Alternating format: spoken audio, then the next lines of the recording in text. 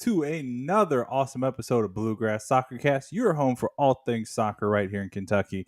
I'm, of course, your host, Mr. Jimmie Martin, and John actually has the day off today, but don't you worry, he will be back on Wednesday, and in his place, we have a fantastic special guest. He is, if you don't know, the writer for VamonosMarauders.com, as well as a co-host for Soccer City Radio, Mr. Benton Newman. How are you doing, Benton? I'm doing fantastic. Thank you so much for letting me join in and talk some soccer with you.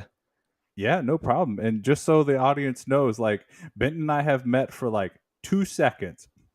That's it. I think you were sitting up in the press box with me, and I didn't Yeah. realize who you were. And it wasn't until we were on the field afterwards, like with doing the interviews, and I'm like, Yeah, "Oh, man. you're the Bluegrass soccer guy." Making connections. Yeah. Well, and from my perspective, like when I'm in the booth, like I don't know, like I'm not professionally trained on like what's the etiquette like. Like, do I go up to people? Like, Yeah. I've gone to 1 or 2 of the Lexington games, and it's been a couple people that I'm like, I read your stuff, like I watch your videos, but like, how does this dance work? So it was the same thing for me in that moment. I was like, I know who you are. Yeah, a lot of times if I don't recognize somebody, I just assume they're like with the other team or something like that, because sometimes those people will come and sit in there. So, but Absolutely. glad we got to meet either way. Yes, absolutely. So Benton, kind of let our audience know a little bit about who you are, what you kind of are working on, and stuff like that right now. Yeah, so kind of as you said up front, I have the website VamosMarauders.com, where I do a lot of writing on Louisville City. I've been doing so since the 2020 season. It's been a lot of fun. I not only do the recaps of matches, but I try to do more overarching pieces, and I try to put a unique flair on things. Not so much, I guess, in the traditional writing style, just kind of just kind of really sharing my thoughts and going on. I get pretty heavy on the data as well, since that interests me. So I try to put that in there. Use a lot of pictures and GIFs as well. I kind of view it as overall kind of more multimedia format. So just try and bring something different to the table there. To the podcast, Vamos Marauders podcast as well, where I get to talk about the games for Louisville City and Racing Louisville with my buddy Zach. Also doing Soccer City Radio. That's on Thursday evenings on ESPN 680. Where we talk again about Louisville City and racing. Yeah. All I do is talk about our teams. Radio. Yeah, the big times. So that's been a lot of fun as well, having that platform, getting to interview players, coaching staff members, and whatnot. So it's been a really cool opportunity. Like I said before, I started this in 2020. Kind of the mindset, like, if a few people take a look at my site, hey, that's pretty great. Like, I'm just doing it for the fun. I'm doing it as my way of getting involved, and it's really snowballed into a lot of different opportunities. I've met a lot of different people. It's just been a really a really fun ride, and I call it like my side job. I don't really make any money off of this, but like same here. It's a fun investment, fun hobby, and it's my way of giving back. I'm not really the kind of person that you're going to find like at the capo stand or singing at the one of the ends. I guess I'm kind of more reserved watcher. So this is how I give back, how I participate, how I involve myself, and it's been a fun ride. I've enjoyed it. Yeah, exactly. Yeah. Well, I really appreciate you joining us and pinch hitting for John today. Oh, absolutely. This will be a little Lou City heavy, just kind of based on Benton's experience, as well as that's kind of where I lean as well on the coverage side of the way Bluegrass Soccercast works. But we're always going to, do our 2 traditional segments. We've been doing it from the beginning. And Benton, we're going to start by going off the top. And this week, I really want to dive into Lou City a lot more. I want to talk about some of the issues that maybe you've seen with what's been going on with them. So kind of from my more casual perspective, and I do mean very casual, like I watch the games, I don't really dive into the analytics as much as you, but it seems like the attack has gotten better in the last couple of games with the new format, the 3-4-3 format. As well as, Elijah Winder, Cameron Lancaster have really stepped up in the attacking end. But now I'm seeing some things on the back end that aren't working. So what's going on with this new formation that's helping but maybe hurting at the same time? Yeah, I mean, ultimately, I think it's a net positive. So, I mean, this all kind of goes back a few matches when we sent Matiti Mushagalusa to San Diego. In Yeah, return, we got Kyle Adams on the back line, and by getting Kyle Adams, that gave Coach Danny Cruz another starting ready center back at his disposal. It's been long known that he really prefers kind of a back three formation. He doesn't force it if it doesn't work, but this is something he's right. clearly been wanting to do. And we lost Josh Widener went off to Europe. Jordan Scarlett was essentially supposed to be his replacement, season-ending injury pretty early on for him, so really tied his hands. By getting Kyle Adams, it allowed him to switch to. I'd argue it's more of like a 3-5-2. That's splitting hairs. So ultimately, it's a back three, and the main crux of that is really allowing this wing back situation, and that was really a big spark and a big catalyst, particularly for somebody like Oscar Jimenez, who had over the Yeah, past few years. it I was mean, he's just been a fan. exploded. Yeah, he's been a fan favorite for like a long time, been a part of a lot of winning teams, but kind of really, I'm not gonna say falling out of favor. He's just hasn't been first choice over the past several seasons. But Just been kind of in the peripheral, right? Like he hasn't yeah, really scored a whole lot up until the last couple of yeah, matches, right? he used to get like a ton of assists, but yeah, he's found himself Mm. out on the outside looking in more often than not. But this new shape, this new formation, really worked well for him because it's taking less defensive responsibilities off his shoulders and allowed him to be kind of more attack oriented, which is really kind of more of his bread and butter. I think before coming to Louisville City, more of his background was that of a midfielder, so he had adapted to kind of being this role in the back line. So that's been awesome for him. You obviously can get guys like Manny Perez in the mix there as well, who's already well versed, kind of working pretty much anywhere on the flank.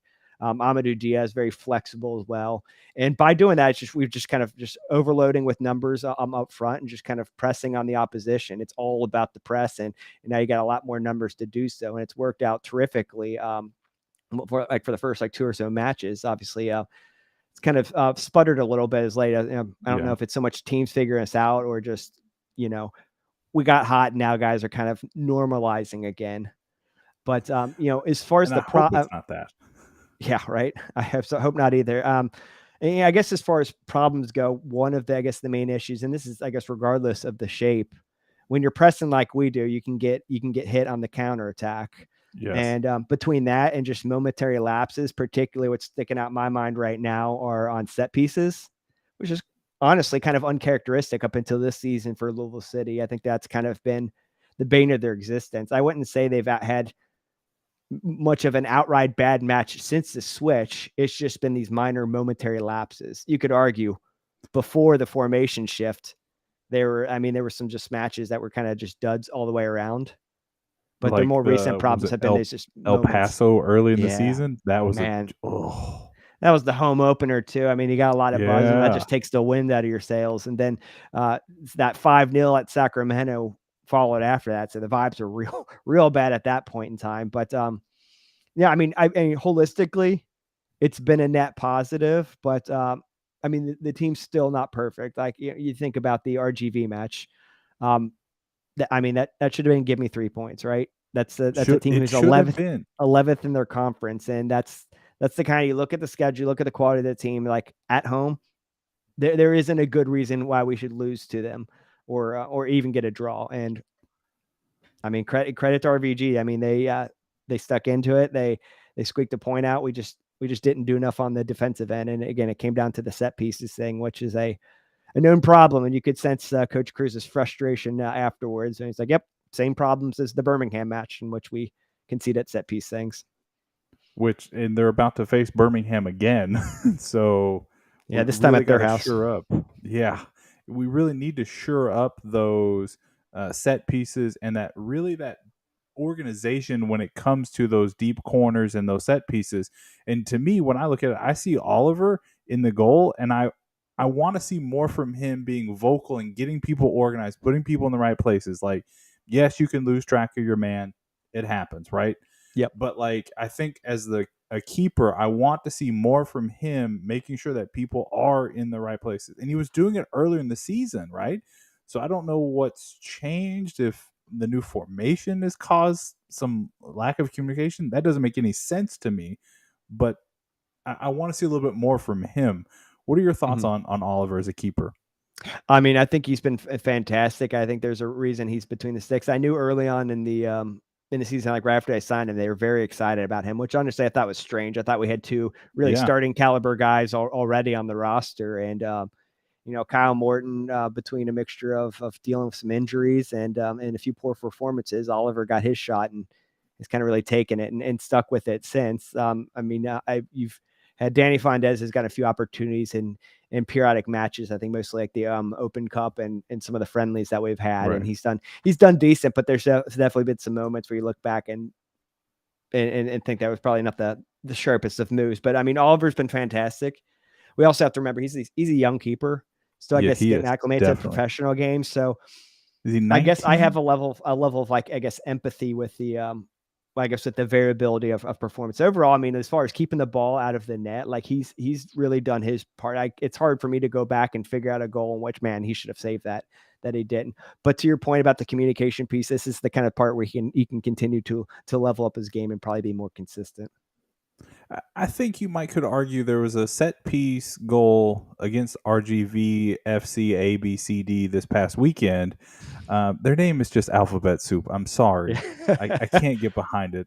We did a draft last week, and we literally I think they were the last USL team that we took, and we took some non USL clubs before them. Like they just need to rebrand, They're please. kind of But forgettable. anyway, they are. But one of the things that I wanted to say about them was yes, in a terrible spot in the Western Conference. They're right at the very bottom, but they're not far from playoff contention. So I tried to kind of play both sides last week when Hmm. I was looking at them because like they had the talent to make some noise in that Lou City game, but it shouldn't have happened in the way it did. Like you don't Yeah. go up on a team twice at home and then lose if you really are a championship contender.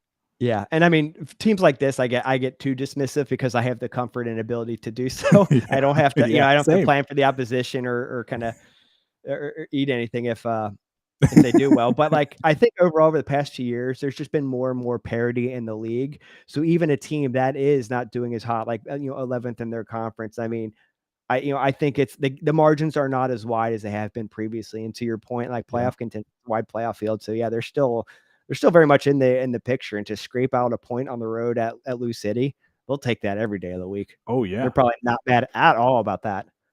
No, I'm sure. I didn't read a whole lot of comments from their coach, but I know at one point he said something about like this was a good result for us or something in that vein. So I know he was happy with the result. Yeah, he's an experienced coach. He's had a number of MLS gigs and stuff. So I don't doubt that he knows his stuff at all. But yeah, just to go to a team like Louisville City and get a point. I mean, just like given the club's like history of success, like yeah, they'll take that, and that's definitely something that they can build from. Meanwhile, it feels like a step back for us given our recent performances. Even like the Charleston match, like I'm at peace with a draw on that one, but it just that Yeah, one, this one's that was a little bit of a gut punch not to get 3 points from. yeah. That was the whole thing. Like last Wednesday, yeah, last Wednesday was like I'm doing the show, I'm watching the game, kind of in my periphery, and we were up 1-0 basically the whole game, and then I think I had to go walk my dog or something, and I checked my phone afterwards, and we drew, and I was like, "What happened?" Yeah, it's just like a momentary lapse. Like you just find that Yep. one opportunity to make the most of it, and those are the kind of difference makers when you have two like top quality teams like that facing off against one another. And I mean, honestly, if you look at, did you get an opportunity to see that very last sequence of the game? I did. Yeah, it was wild. Yeah, I mean, we probably got away with one, and under normal Yeah, circumstances, I might feel yeah. a I'll say it. tinge guilty about that. But like to be honest, like if you look back at some of the other calls that went against us that seem, I mean, honestly pretty egregious. I'm trying to be as non-biased as possible, but there were a few game-defining calls that did not go our way that I think Well, a non-biased person could say we might have gotten hard done by. So I the don't feel guilty opposite for of those that reasons. happened in the RGV game. Like very last minute or less of the game, they get a man sent off, and there's a clear camera angle that shows he didn't hit him in the throat. Oh, no, no, no, no, no, no, no. I actually had a very good vantage point for this. Oh, did So you? Yeah, I sit in the upper 225, and I'm kind of near the railing of it. So I was kind of behind where Amadou was, so I was forward facing to that player. He did go Mm. hands to the neck like that. Oh, did he? It was brief, it was momentary, but it 1000% happened. Mm, So okay, I'll I have and to honestly, rewatch that. I didn't think the red card was going to come out because there was kind of like a lag between that and then there's that minor scuffle. I mean, like Yeah. just a bunch of guys running up. But I didn't think it's coming out. Then he pulled out the red card. So I mean, credit to referee. I that was legitimate there. And also, the part that I missed was what the Louisville City team account tweeted out earlier today. Actually, was they kind of showed the guy was like very clearly trying to hack at Amadou's legs before that. So Yes. you could tell that player was probably there's probably some emotion fuel in there that in Amadou kind of maybe baited him a bit. But either way, I mean the hand did go to the neck. Yeah, it was in the area. I couldn't tell if he had made contact or not, but I guess intent in that incident does kind of trump if he actually made contact or not. But yes, he was definitely trying to hack at his legs Yeah, on at least a I play or missed two that before part. that. I didn't know why that situation had started itself, but I was able to see the hand situation. But I mean at that point though, the red card doesn't do us all that well as far as trying to get something out of the match. It hurts them going forward, but Right, if because you want the they didn't even opposition to get a get a real red chance. card, you want to happen earlier so you can actually take advantage of that. Right, right. You had mentioned earlier some comments that Coach Cruz had made about needing to get better on set pieces, especially based on what happened in the Birmingham game. Now heading to Birmingham, what are kind of your thoughts on how Lou City needs to set things up going into that game? Well, I think that they'll. These boys are really going to know their set piece defensive situations going into this Well, I one. hope so, Um, but you would have thought by now it's past well, midway in the season. yeah, true. I mean, true. There's definitely there's lapses or whatnot, but they can drill it in even further. And I know Manny was just coming back. He'd been out for past few matches, maybe some sort of rust or whatnot there. Not sure what excuse to provide him, but I'm sure that will get shored up. I mean, over the past few matches, we're all kind of back to back to back. So they didn't have a lot of opportunity to really kind of drill down on the elements of their game they might have otherwise wanted to. So this is going to give them opportunity not just to rest, but to really find those problem areas and refine it further.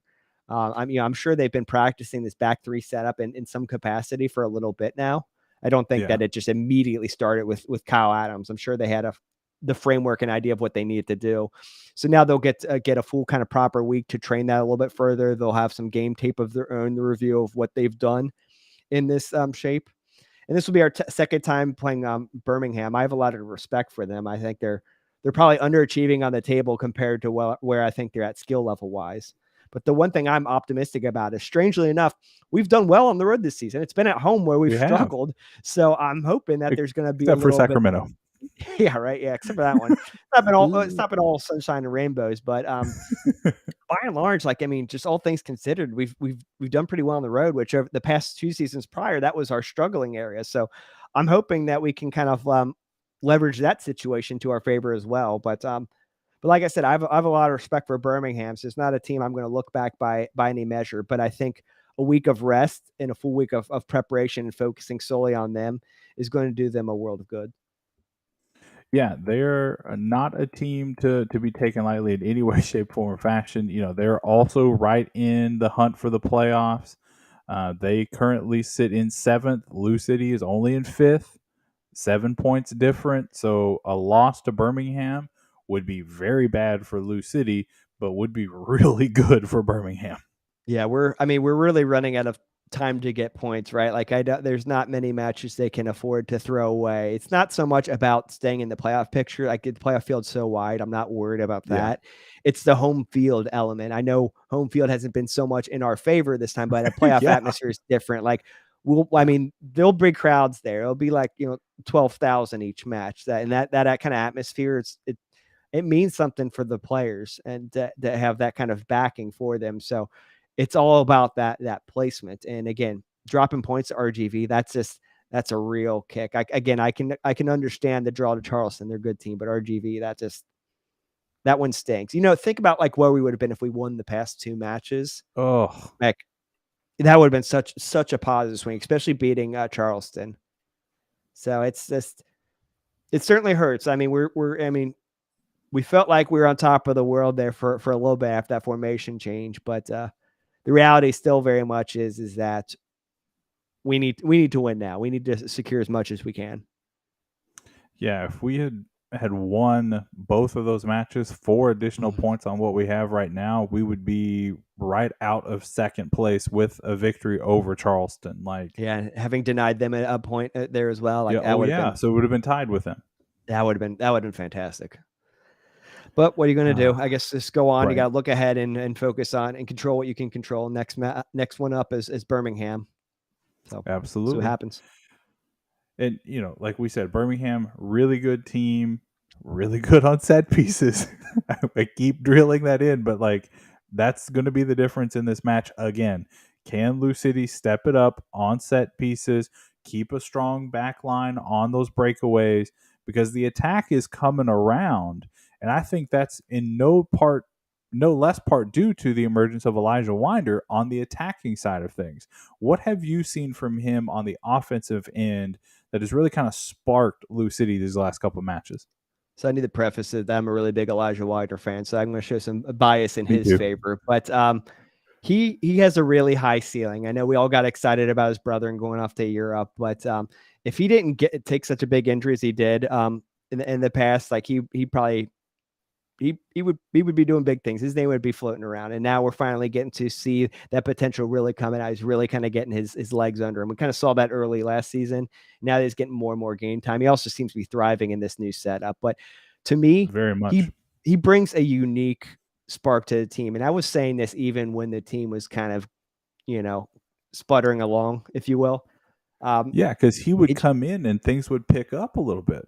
Yeah. He has I guess a unique presence like around the ball, unique way of playing. It's kind of really if that was bringing out the best in some of the attackers around him. I mean, he scored what like 3 goals over the past like 4 matches, something like that. Got 1 assist as well, which that was his first assist. I didn't Yeah. realize that. I thought he had registered an Really? assist before then. Yeah, it was his first one. Hmm. So, but I mean, he's an outstanding player, and he's the kind of guy like just like we saw with Josh, like when we first all started to recognize, like, oh, Josh is good, and you kept seeing these just gradual proofs, like you could just see it match after match.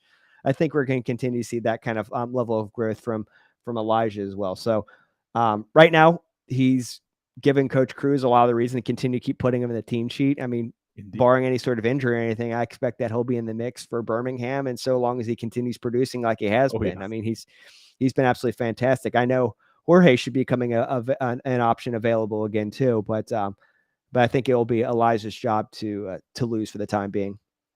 Well, and you mentioned the player coming off injury there. You don't want to bring him back too quickly. Yeah, So like with the and I think that's emergence of, go for it. I was gonna say. I think that's why we haven't seen him in the past 2 matches. He got upgraded to questionable, but I think they're very much taking their time easing him in. And I think the fact that you got guys like Elijah performing so well, Dylan Maris can absolutely come in and do a job. You have a lot of other Absolutely. options where the hand's not forced to play Jorge. So I completely agree with you. But I think, I think it's very possible that we could see Jorge available for selection in Birmingham, like coming off the bench or some capacity. Oh yeah. Get a few minutes under his belt, hopefully at the end of the match, sort of type of thing. Yeah, and he is somebody that can come in, give a little bit of a spark, kind of like how Josh was doing coming off the bench late in the game, adding that extra fitness. That could be the difference in Birmingham. Yeah, you like to see a lot of different creative guys kind of getting the mixes in there as well. I like that I know last match didn't pan out, but I liked that we had both Elijah and Dylan out on the pitch as well. I think they're both unique elements to the attack. Yeah, and kind of my perspective on Elijah, like he's a really good player. I'm still not sure if he's that guy yet. If he can, be the leader of the team, but I think this experience that he's getting now will really help determine where he's going to be next year or the year afterwards. Yeah. So, to me the bigger question as a fan, just debating here is, can he be as good as his younger brother? And to me, that short answer is no, but I think he can be pretty close to that same level. He may be more of like a max MLS guy as opposed to Josh, who is at Benfica right now. Yeah, and I mean, I think part of it is I guess it comes down to the roster was like with an attacking player. I think it's kind of harder to make those moves. I think defenders like of Josh's make are of a bit higher demand. But I mean, to your point, Josh maybe does have a little bit higher the ceiling, but I still think Elijah's is really high, and I think his level is can be above that of the USA. I don't think it's there yet, but I think he's absolutely on that trajectory, and I think that's what the team saw in him prior to the injury, and I'm glad that he's able to kind of get back to that form. I mean, how many athletes can you name over the years across any sport who had really high potential, took an injury, and all of a sudden we're just gone, like a Derrick Right. Rose type of thing. But Oh my no, gosh, I think what a fall from grace. yeah, man, that's sad to see. But no, I mean Elijah's definitely going the right direction. I think he still has room to grow and improve. He's still a very young guy. Um, but I think his future right now is looking really bright, and I hope he can continue up this same kind of form that he's been in. Absolutely. So then, kind of closing out the off the top here, I want to really focus on the long term. Well, it's not long term, the short term for the rest of the season and what Lou City is missing to be that true title contender. So, is there anything that you think a player on the roster that can step up a little bit more, or a couple of players that need to just play a little bit more, get healthy, to really push Lou City to be that title contender again? To me, that the two main factors are one, health has obviously been a big problem this season. I mean, Coach Cruz's hands kind of been tied as far as who's available for these different matches. I starting to think that's becoming less of a problem. Our injury list is a lot shorter than it has been, so he has a lot. Coach Cruz has a lot more of these resources at his disposal, but that was certainly a factor in the front end. But to me, just overall consistency is the bigger thing. Um, I mean, it doesn't feel like it's ever like one consistent guy not performing their job. I feel like it can just bounce around on where the misses can be, and all it takes is just one Yep. opportunity to drop some points there. You think of Manny losing his guy on the set piece in RGV. He absolutely helped with one of the goals, but he also just had the guy blow right by him for one of those goals. Like what happens if he was marking that guy tighter? Maybe stop that one from going on target. That's two more points that we didn't have. Um, and I'm not the single out Manny. There's definitely been other guys as No. well. Like this season earlier on, Cameron Lancaster, just like was really struggling, but now he's really seemed to found his form and it got a lot back into things. And then you've had other just miscellaneous up and down performances from guys on the roster as well. But you need to get everybody kind of rowing in the same direction and just playing at a consistent, predictable manner so that these lapses don't come back to bite us. Because again, when it comes to playoff times, that's the kind of thing that will send us home if we don't get that right. Yeah, and that literally, I had one answer on my script here, just kind of how I think that what they need to do. Wow, I just jumbled through that. If you can't tell, it's been a very long Monday in my household. It's be more consistent. That's all I wrote, and that's exactly it. It's those little things. You're marked guy.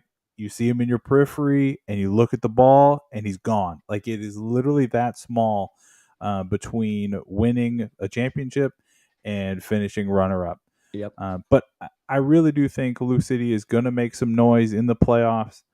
We got to continue to get healthy again, right? Like we're right on the verge of almost being where we were at the start of the season, with health and stuff like that. But we just need a little bit more consistency, a little bit better health, and I think they'll make Yep. some noise. We all know that the quality of the team is there. And I think that's why a lot of people get frustrated when they underperform or miss the results. It's not like they've been punching above their weight class. We know that this is a championship caliber team. Heck, I mean, it's basically the same makeup of a team that made it to the final last season. So, Yeah. the bar continues to remain high in Louisville as it should. But I mean, despite up and down performances throughout the season, I still have hopes that that the team's going to bring it together in that final stretch.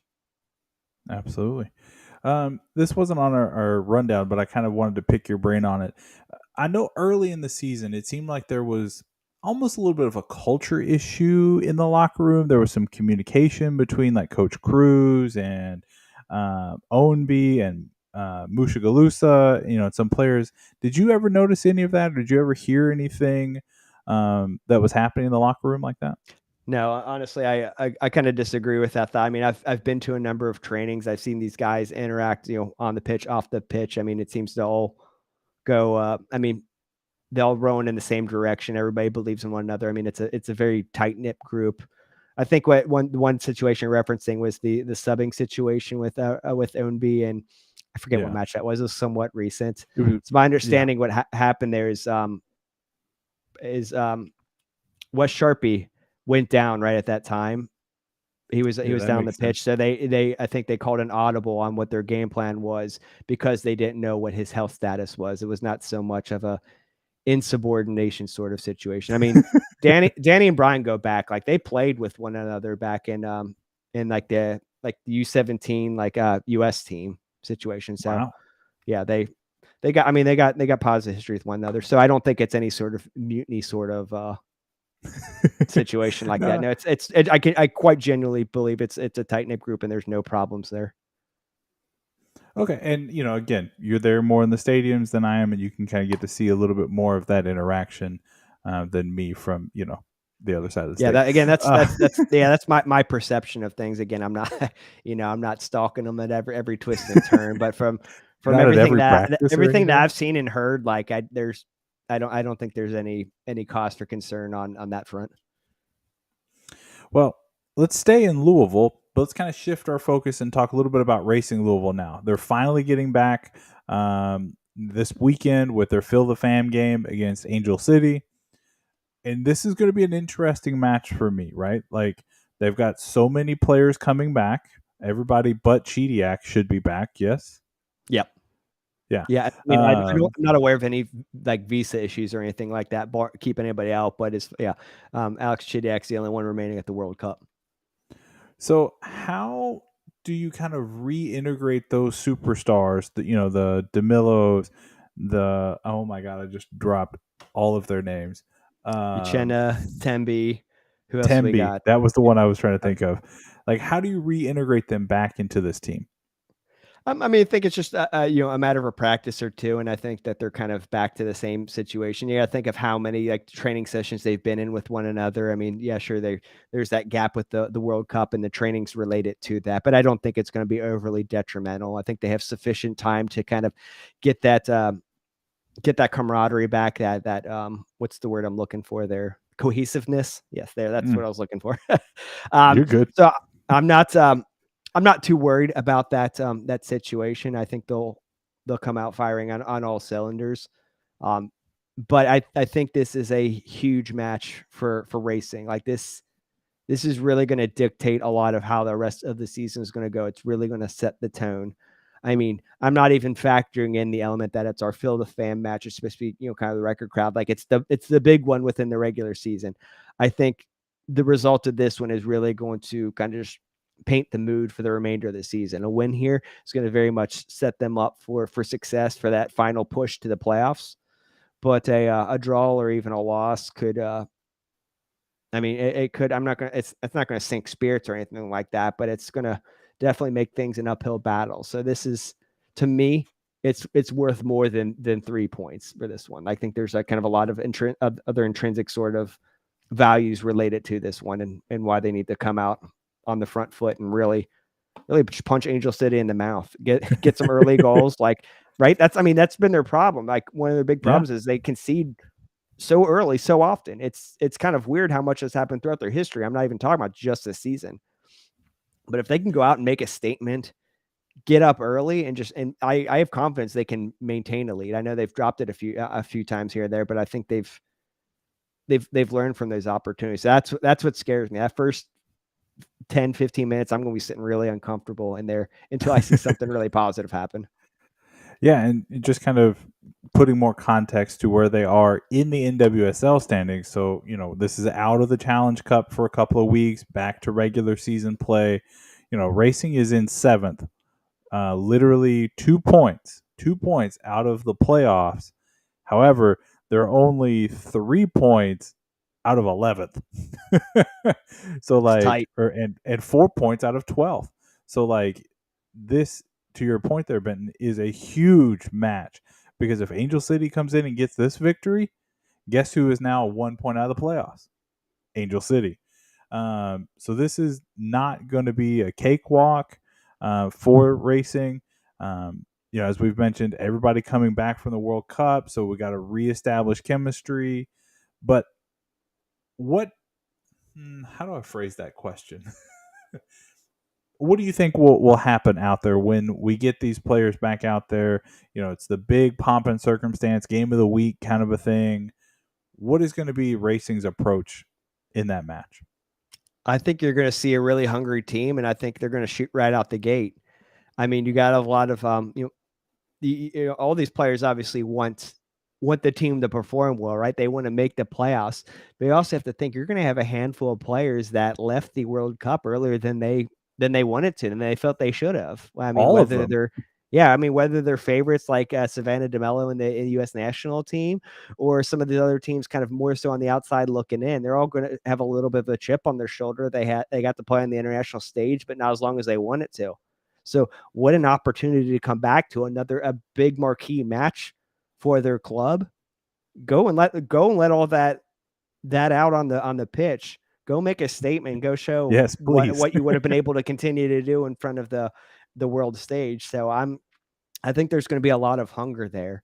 And I mean, there's a handful of players that got more minutes while these players were gone on international duty. And should any of them get minutes in this one, they're going to be fighting to show that, hey, these players might have gone to the World Cup, but I'm your first choice for whatever position. So, not like it's negative competition or anything, but I think that they're going to have an incentive to show that they should still continue to be in the mix at the level that they were before. So I think overall, I think there's a lot of positive things for racing heading into this. Like they have a lot of good reasons for them to go out there and do well. So I'm optimistic, but again, that the first part of the match is really going to make me uneasy. I really Yeah. just want Louisville City to score early. Goals change games, right? And I want to be the one doing that. I don't want to be on the receiving end like we've been too No. many times before. No. Like get out there, punch them in the face. Those pretty girls from LA, just right in the face, Yeah, and then just keep we're it the going. blue collar team from Kentucky versus the one of the LA based teams. This is like this David is a versus class fight, like Goliath. fight for us, So yeah, and I think there's gonna be a lot of motivation all around the team. So I don't think they're gonna be needing any reason for that. And that's all the reason why anybody listening to this should be coming out to that match. If you've not been Look to at a Racing you, Louisville match, sneaky. this is the one this is the Feel the Fan match. If there's one to go to this season, this one's it. And look, we're in a good time Absolutely. of year where the weather is like pretty awesome, right? Yeah, As because long as the it's at rain and night, stuff doesn't right? hold out. Yeah, it'll be in the evening. I don't think it's going to be like obnoxiously hot or anything. They're going to have all sorts of stuff going on beforehand. I just found out they're going to be playing the Louisville City match on one of their screens I saw beforehand that. because I was wondering what I was going to do. I'm like, I got to watch the Louisville City match. I'm like, how am I going to swing this? So I know I'm going to do that Well, now. So there are a come out and couple of support these girls. establishments near the stadium that you could, watch and then go over Yeah, I was a probably little going to bit. post up somewhere and like watch on my phone, but I'm glad they're setting it up and making it easy on all of us. But no, I mean, we have a really special team. We have a really hardworking group. They're super likable. They're very talented. Very. And they deserve they deserve to have more eyeballs on them than they've been getting. So this is a good one for somebody to go check it out if they've not seen it. What this is all about already. Yeah, and I think from my perspective, I'm really going to look at someone like Paige and Carson to see kind of how they reintegrate with Savannah and with Thimby. Just can they continue to keep the press and keep pressuring? Gosh, that was a mouthful for a Monday evening. And continue to push, especially early. To your point, you get up one, hang on till halftime, get another one in the second half, and walk out with a great victory. Yeah. Yeah. I'd like to see a real, I mean, if I'm going to be greedy, I think a real statement win would be nice, like a 3-0 or something like that. Oh I have man, that would be no nice. idea what to predict, but like, I can't think of a more like ideal situation. If not only you win this match, but win it pretty decisively as well, that could really set the team up. Well, and I'd think love about to what see that that. would do for the fan base too, Oh yeah. right? Yeah, Like, definitely reward all the people showing up for that one. The goal is 10,000 people. I hope we're getting there. I think they're I floating around think like they're 7,000 close. or so. Yeah. You get, I mean, depending on the weather, you get a number of walk-ups and whatnot. We'll see if they do any other last-minute promotions too. So I'm optimistic that we'll hit that 10,000 number. But anybody listening, make the trip to Come on Louisville out. if you're not already here. If you're in here, what's your excuse? Oh, if you're Tickets in are, Louisville, get your butt out there. yeah. I mean, the tickets are very affordable. You can Yeah. do it, and I'm And they sure even they'll had probably do some a sort of deal again. sale. Yeah, they Yeah, had they've that done. 502 sale. I was like, Yeah, how can you not buy those tickets? yeah. So come out and Um, check it out. yeah, make sure you're there on Saturday night for that one. And if you're in the charitable mood and you're feeling like sponsoring stuff, we here at Bluegrass Soccercast have a Buy Me Coffee account.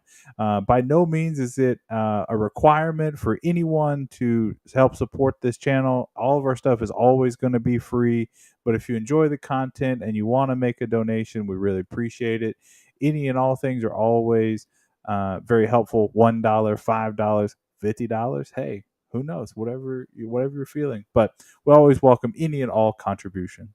Yep. Support local coverage. Absolutely. And Benton, with that, we will now go to the bottom line. We've kind of already talked about a lot of this stuff, but I just kind of want to go in a little bit further into what actually happened in the matches. So Lou City 1-1 draw with Charleston, terribly rain-soaked match. Like that pitch was almost a swimming pool at some of the ends by the end of the game. Cameron Lancaster had a great goal scoring form in that match, netting his third goal or a goal in his third straight match. Sorry, which is tied for second all time in the USL champion. And he continues to remain a big key for the attack. Coming out of that match, was there any other notes that you wanted to talk about? Um, I won't go into the full thing, but it's pretty clear that that the two coaches don't like one another between Coach Danny Cruz and Ben Pierman. So there's a fun storyline there the next time that that those two teams meet, whether that be in the playoffs or next season. But I mean, all in all, Charleston, they're a good team, they're a well coached team, and even with it being at home, I'm not super heartbroken over getting a point out of that one. Would be really nice to have 3, but just realistically speaking, it seems like a fair outcome, especially with how things shook out there at the end. But again, kind of feel like we were owed one. So Yeah, and what you were kind of mentioning there, some injuries near in the second half, right? Ownby got a little bit of a nick. Dia got a little bit nicked up as well. How did you think that affected their next game and any matches moving forward? Dia got in action, so it didn't really keep him out too long. Yeah. It kept Brian out of the mix, which I think kind of dictated the shape. That last match almost to me at times looked like a 3-4-3 over 3-5-2. Again, not like a ton of differences, but I think historically we've not had a ton of success with the 3-4-3, and I guess this would kind of fall in that category. It felt like Dylan, Maris, and Elijah were kind of pushed up extra far, but that's kind of the nature of their game. But I mean, anytime you're missing Brian Ownby, it's noticeable. He's such an Earlier this impactful, season, that awesome was player. major Yeah. missing part. Yeah, he's huge. But at the end, like long term though, we can't just rely on him as a crutch to be our Superman to save us anytime we need a goal or that extra hustle. I mean, he's what, like 33 or so. Like Yeah, he's not going to be able to go he's been full around 90 for a minutes while. every match. So we got to learn to adapt without him. But yeah, anytime that you're missing him is going to be a bad time. It's my understanding that his injury isn't too significant. Good. So we should hopefully see him back in action sooner than later. So it's nothing that he's going to miss like a ton of time for. Well, kind of closing up that match, Coach Cruz said that he felt pretty good about the game overall, and it was a positive building factor towards what happened over the weekend, which was a 2-2 draw with the Rio Grande Valley FC Toros. And Lou City, we talked about earlier, they had the lead twice, but they couldn't hold on to keep the 3 points. We've kind of really hit a lot of the topics from this game. Set pieces, again, the kryptonite for this team. Coach Cruz talked about being a very frustrating matchup. and said that it was nowhere near good enough. Kind of from your perspective, is there any other notes that you want to add on to about that game? Um, I think the team will definitely learn from that. I'm sure this. I'm sure Monday's practice and film review and whatnot was probably rough for some of those guys, They and I might have to wouldn't be. repaint some of those rooms. Yeah, I wouldn't be super shocked if there's a little bit of a shakeup in the lineup with some of those performances. I don't have a good guess of who, but after a result like that, I can't imagine he's going to roll out and field the same exact team. So Yeah, between that with potential of maybe Obi's ready, maybe he's not. Jorge seems closer than he is not. Um, Wilson Harris hasn't really gotten many starts since he's kind of returned the health. Maybe he's somehow in the mix as well. So I think that my kind of main takeaway from that one is that there's noticeable disappointment, and I imagine that there'll be a little bit of a change going forward. I mean, we're getting the crunch time here with the season, so even a momentary lapse could cost you a start the next game or even a spot on the bench. absolutely. And this was one of those weird draws that felt more like a loss, right? But I Yeah. exactly agree with what you're saying, Benton. Like channeling that frustration into productivity in their next match against Birmingham is going to be the key for them in that match. Can they continue to stack up wins, move up the ladder a little bit further? Get at least one home game, maybe more, depending on how those matchups, especially with somebody like. Um, Tampa, the Rowdies, who we still play twice the rest of the season, could be huge. Those are going to be enormous matches. I mean, they are already big. You look at them on the calendar, like anytime you see the Rowdies, you're going to circle that on the calendar. For them to be both so late in the season, and now with just how things are shaking out, like those are going to be gigantic matches. That's going to dictate a lot of the team's future. So, really want to make sure that they get all these situations sorted out before playing them because that's the kind of team, one misstep, and they're going to make you pay for it. Absolutely. But Benton, with that, we'll actually step out of Louisville and we'll head on over to Lexington, where Lexington Sporting Club had a pretty nice 3-2 victory over Central Valley Fuego FC. Another one of those ABC, EDFG super long titles. Just keep it clean, guys. Keep 3-4 letters at the most. I have dyslexia. Things get confused. It's all right, I guess, though. But this was a really interesting match. And, Ben, did you have a chance to check any of that No, match out? I mean I've got to see all the stuff on FotMob about it. Unfortunately, they overlap with Louisville City a little too much, so I A don't get to lot. watch them as much. I will say though that I do consider myself a Lexington fan. I went to UK. I Hey. spent a number of years in Lexington, so that was like my home away from home. Originally from northern Kentucky, so I've kind of hit all some of the major metropolitan areas You got there. the But nice little still, triangle. We got to get you yeah, down to Bowling Green. yeah, I gotta make my way down there. But Yeah. but no, I got a lot of love for Lexington. But if I just wish the schedules were a little more cooperative, so I could watch them a bit more. But I was happy to see they got the win. But you're gonna have to tell me how it panned out. Yeah. So Lexington started out super strong, 2 goals within the first 10 minutes. Really impressive start. But then it was just kind of hang on mode from the rest of the match forward for Lexington. This was the first time they had won back to back games this season, or, well, in franchise history, because this is their first season. Um, Tate Robertson was a standout for me, scored a goal and had an assist early in those first few minutes that really gave Lexington the attacking push to take the lead. He was later named man of the match.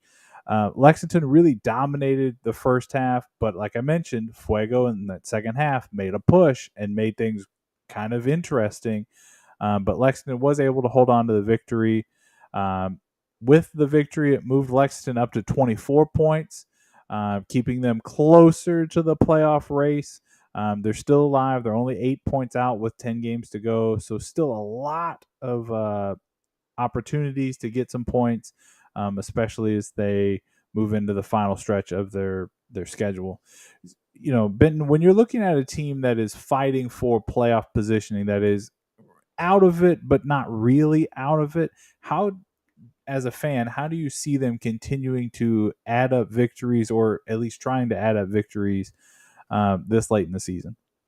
Well, I think especially with it being their first season, like they're still figuring out what life's right. Like, I mean, they had get everything situated. Like, what is their training situation? Like, all these guys gelling together. You think of some of these other teams. Some of these players have played together for probably a couple of years. Yeah. They've joined an infrastructure that has already been established. All this stuff is still happening for the first time in Lexington. So, personally, I'm not too hung up on where they land there. You might think about Louisville City and their start. That's an anomaly. You should Yes. not compare yourself to that. I Massive mean, anomaly.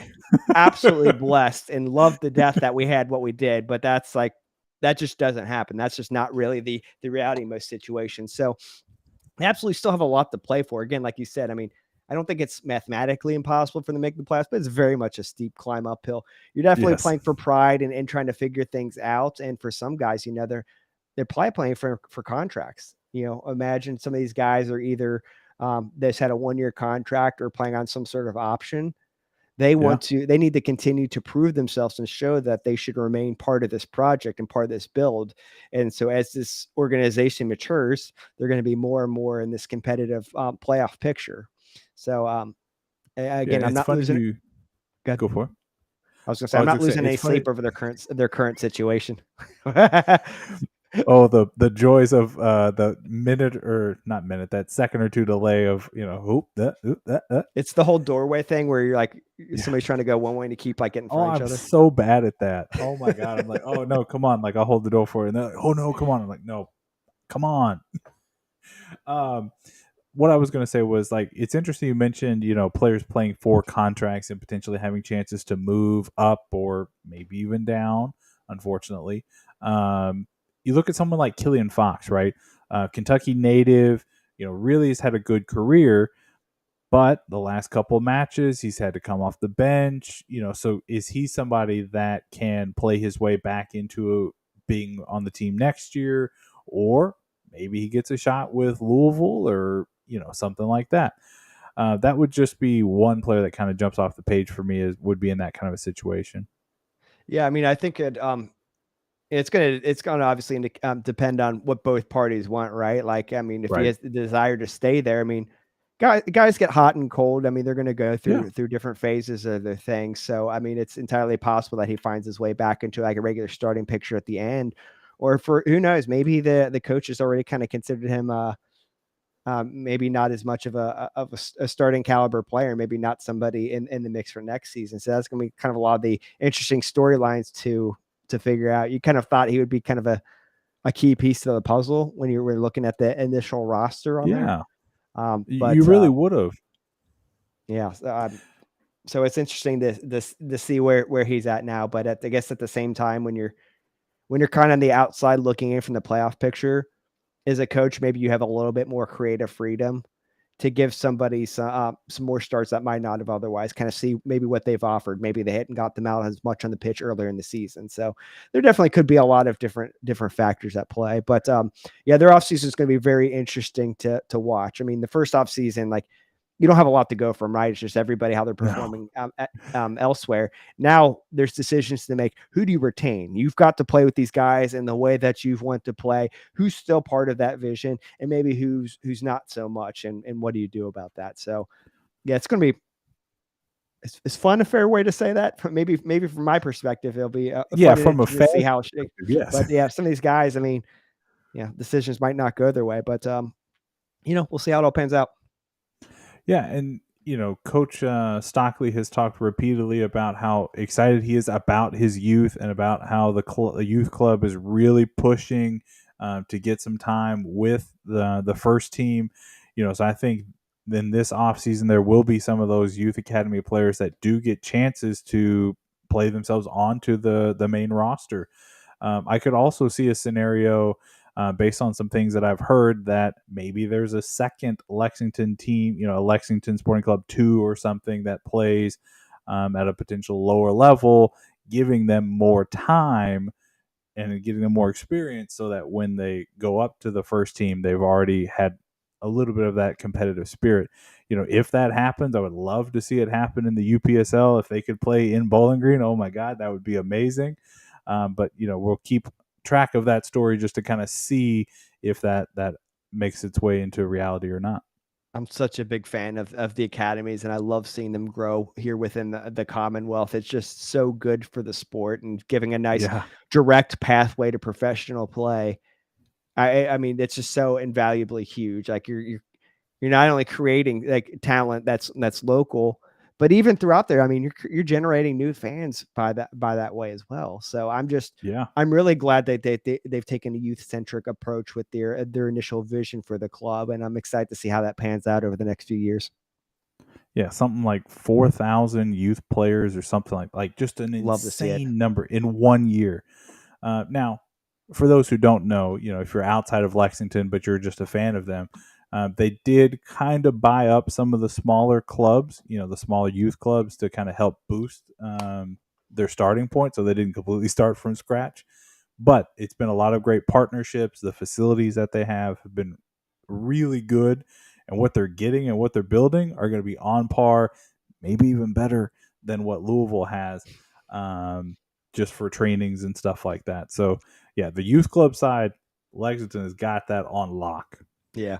We'll see how it happens. I don't mind some friendly competition. I mean, rising Oh, tides yeah, raises all boats. If it's going to produce the best talent from our state, I'm not opposed to it. absolutely. And that rivalry between Louisville and Lexington, if we can continue to get that year over year in the Open Cup, oh, I'll do you one oh my better. gosh. Let's go ahead and get this pro rel thing going. Yes, let's talk Awesome. about that. Come on up and join Uh, us, Lexington. We're not going to go down. You got to come up to us. oh, absolutely. No, no. Lou City is. If you saw our draft, that was literally the first team that I took into the next. Well, so we talked. We had heard the news. 3 divisions for the USL for Pro Rel. We called it Premier, Champion, and League One. Mhm. Though League One was the third league, so maybe that's a bit pedantic at that point. But meh. That's how Uh, it is in England, pretty much. So it is. But I was like, well, is it one? But it's three. Anyways, um, so if you look at it, Lou oh, City here we was go. the very first team that we took, or that I took, because I had the second pick to go Oh, up there and love the go for. kickers are up there. Yeah, no, that was another one that we have a lot of respect for that franchise and what they've done over The the history, yeah. decade. Yeah, they definitely belonged up there. But kind of looking at it, what do you think this would look like if Lexington could get all the way up there to the Premier to play Lou City consistently? So we're not just a basketball state. That's for one thing. Hey, let's go. No, I love the setup of this. You got a lot of great teams up here. Well, you got the other Chattanooga team up there. Isn't there Yeah, some no, drama John. there? Like Yeah, John took them, and literally the next day, news broke that Chattanooga was joining MLS next. So I'm pretty sure John jinxed that one. So I don't. And we talked about it after the show, like, should you change it? And we were like, no, you picked it. Let's just leave it as it is. hold on, I see one big problem. The New York Uh Cosmos oh. is only the second division. Oh, that's Because come they on, that's don't exist. Like they don't. They're not playing right now. They're on yeah, hiatus. but in the fantasy setup sort of thing, you got to assume that they do exist and will continue to exist. In That's the another historic pantheon, franchise. yes. Yeah, I mean, I was a fan of theirs. That was one of the early entryways. I'm not that old to where I saw them live, but like learning about them and learning about their history and watching like documentaries about them was one of the things that got me into soccer. So I have Yeah. a jersey of theirs Oh, good for you. somewhere. That's awesome. But the reason we didn't put them up at the top was they're not active. If they had been That's fair. active, they might have been all the way in the premiere. That's fair. Yeah, that's the kind of franchise that I'd like to see kind of resurrect it and kind of survive and stay. You know, like just there's so much history that I really appreciate the history element with a lot of these clubs, and I know we don't get a lot of that in the U.S. landscape, just simply how the sports developed. But they're one of the few that do Yeah. have it.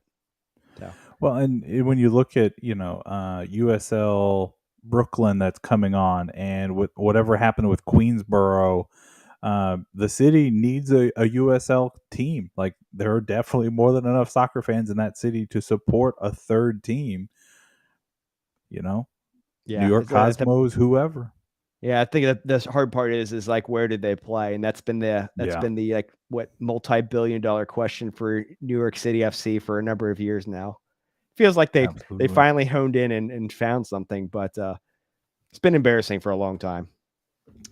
Yeah, and I just think as a sports fan in general, I find it absolutely hilarious that they're going from playing in Yankee Stadium to right next door to the Mets. Like, there's some poetry being written there somehow.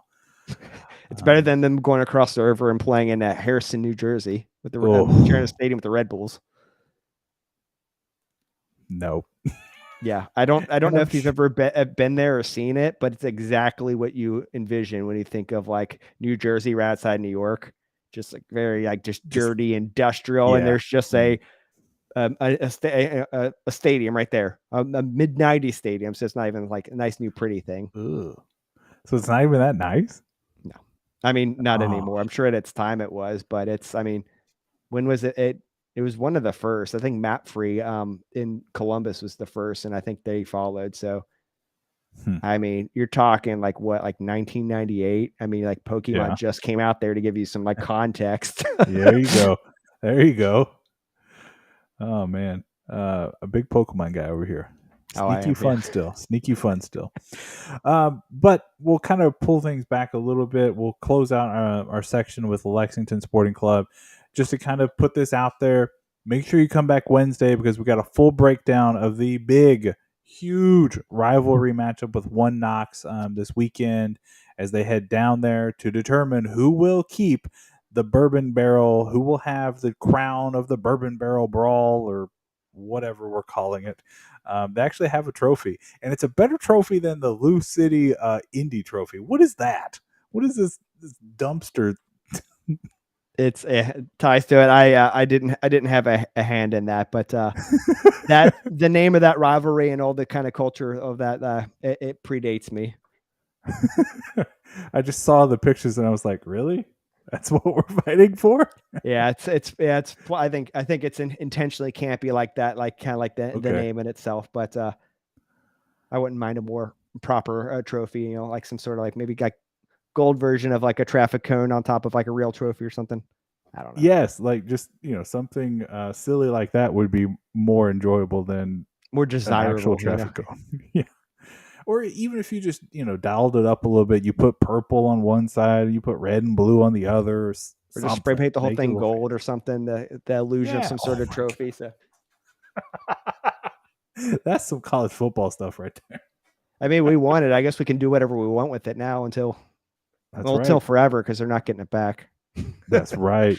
So who keeps that? The Coopers? Do I they was keep actually it just or? thinking that I don't know where it physically is or where it's housed. So Hmm. that's a really good question. It's Hmm. not in our trophy Oh. cabinet because of its size. I know that much. You just walk into like the facilities, Lou City's facilities, like these beautiful buildings, and there's just a traffic cone in the middle.